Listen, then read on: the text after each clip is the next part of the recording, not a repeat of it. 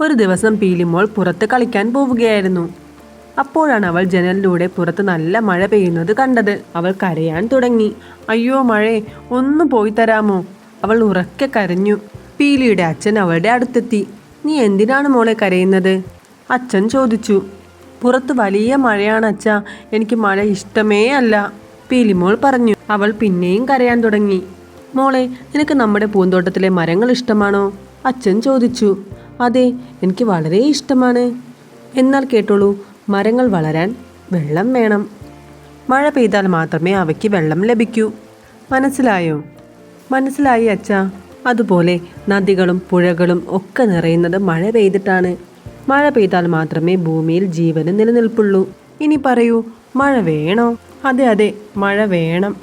അതെ, മഴ പെയ്യട്ടെ, അച്ഛൻ പറഞ്ഞു.